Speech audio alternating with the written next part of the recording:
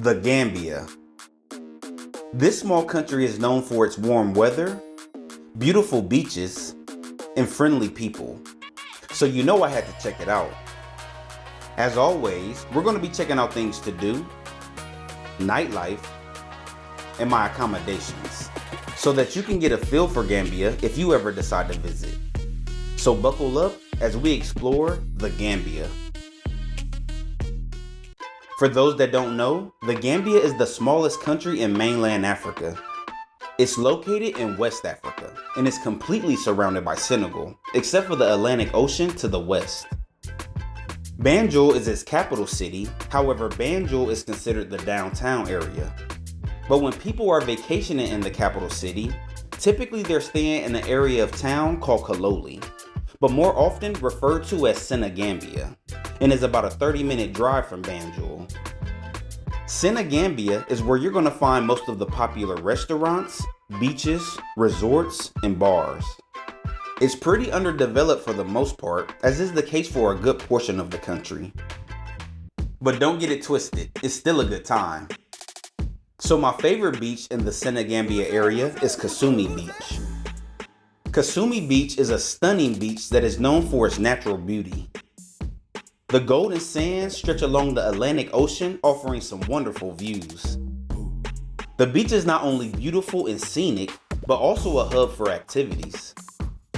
Visitors can enjoy water sports like snorkeling, but they can also participate in horseback riding or some beach volleyball. If you're lucky, you might also see some cows randomly walking on the beach. Kumi Beach Resort is also a spot where many people come to relax. They have a pool you can enjoy, beach chairs that you can relax in and soak up some sun, and also a restaurant that serves pretty good food. With this warm and vibrant atmosphere, Kumi Beach is an inviting escape, making it a must-see for those seeking relaxation and fun. Now, the Gambia isn't known for its nightlife, but I'll admit, it's very diverse and pretty fun. On the weekends, some of the restaurants in Senegambia turn into lounges, like Rio's Bar and Restaurant. Here, you can get some delicious food, have some very affordable drinks ranging from $1 to $5, and dance all night long. You also have Chosan Bar and Restaurant. What I like about this place is not only do they serve Gambian food, but they also have Gambian musicians that come out and perform. And I absolutely love Gambian and Senegalese music. You can also find your typical nightclubs in Senegambia, like Club Onyx. Here, they play a mixture of American hip-hop, Afro beats, and also a little bit of Gambian, Senegalese, and Congolese music. Like I said, Senegambia doesn't have a lot of nightlife options, as the town and the country is so small. But wherever you decide to go party in the city, you're bound to have a good time. So like I mentioned, Senegambia is a small country off the coast of the Atlantic Ocean. What made Gambia so valuable during both pre- and post-colonial times is the Gambia River and its major trading posts.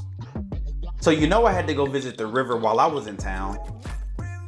Taxi drivers are everywhere in Senegambia, so I hired one to take me to a place that has boat rides up and down the river, and that place was Lemon Lodge. At Lemon Lodge, they give you an option to take a motorboat to go further down the river, or take a paddle boat like I did to explore some of the streams that connect to the river. While on the boat, your tour guide teaches you about some of the history of the river, and also about some of the wildlife, such as hippos, crocodiles, and a variety of fish and birds. The list goes on and on.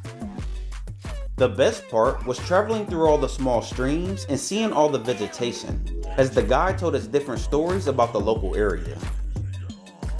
When you get towards the end of one of the streams, you actually get to get off the boat and explore some of the fertile lands near the river.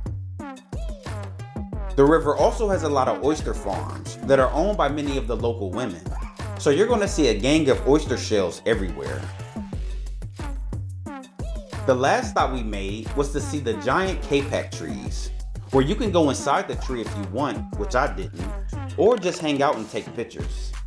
This was a great way to spend the day. Another cool place to see some wildlife right in the Senegambia area is Bijilo Monkey Park. Here, you can watch and feed lively green vervet monkeys, famous for their playful antics, and also the bigger western red colobus monkey. The park is like a natural playground for the monkeys, and it's fascinating to observe them in their habitat. Walking trails take you through lush greenery, providing a chance to see diverse bird species and other animals. The entrance fee was only $1.50 US or 100 Dalasi, which is the local currency in the Gambia. And you can also support the local vendors by buying souvenirs. The park's beauty lies in its mix of nature and wildlife, making it a pretty cool place to have some fun right in the middle of Senegambia. Now, I couldn't get enough of Gambia's beaches, so I spent a lot of time at the popular Solomon Beach. This beach was much more lively than Kumi Beach. Here, you're going to find a bunch of people enjoying different beach activities, listening to music, and doing a lot of socializing. I mostly came here to work out in the mornings, as it's pretty empty during that time. But as you can see, that's definitely not the case during the evenings. You'll find many beach performers entertaining the crowds. And like most of the beaches down this strip, it's also a great place to watch the sunset. After the sun goes down, many people from the beach, plus people in town, start to come to the beach bars for dinner and drinks. Good times.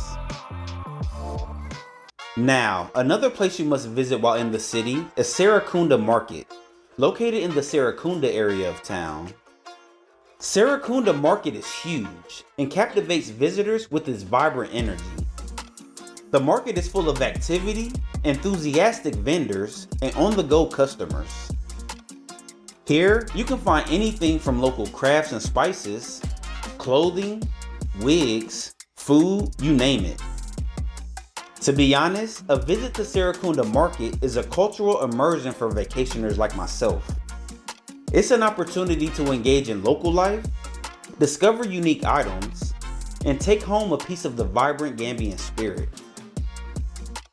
So, like I mentioned earlier, Banjul is the capital city and is where most of the administrative business takes place, but it's still a fun area to visit.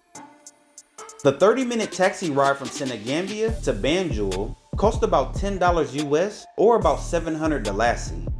Or, if you want your driver to wait a couple hours for you while you explore Banjul, you can expect to pay about $18 or 1200 Dalasi, which is a better deal. Banjul has a lot of activity going on and also a lot of charm. Serving as the administrative hub, this vibrant town blends history and modern society. The historic Arc 22, as well as the lively Albert Market, showcases the town's diverse facets. As the political center, Banjul invites visitors to explore the cultural richness, from the National Museum to the busy streets, and the chance to witness where government and administrative business takes place. As far as my accommodations, I stayed at the Senegambia Beach Resort. I wasn't actually looking to stay at a resort this trip, but at $80 per night for everything the resort was offering, I just couldn't resist. When I wasn't out and exploring the city or beaches, I was relaxing at the pool. The resort has many gardens, where there's a good chance you'll see many species of birds, lizards, monkeys, and a variety of other animals. Each night at the pool, they had local performers providing entertainment and also serves pretty decent food. The property also has a few bars, as well as a private beachfront area for guests to enjoy. From the private beach area, you also have direct access to Senegambia Beach. The rooms here were outdated, but still very comfortable and had everything that I needed. Breakfast was included during my stay and was pretty good. You can also order lunch and dinner from the restaurant as well. The staff at the resort were great and were able to take care of all of my needs. Another benefit of staying at this resort is that right outside, there are a bunch of local restaurants and bars to choose from, including a few of the night spots I mentioned earlier, such as Rio's Bar and Restaurant. And if you don't have time to visit Sarakuna Market, there's also a small craft market here as well. Overall, I had an amazing time in the Gambia. If you love nature, beaches, and friendly people, then this is for sure a place you should visit if you get the chance. As far as visa requirements, US citizens do need a visa, which you can obtain on arrival. If you want to check out some other cities I've visited across West Africa, you can click on the playlist on the screen or down in the comments. I'll see you in the next video. Have a good one.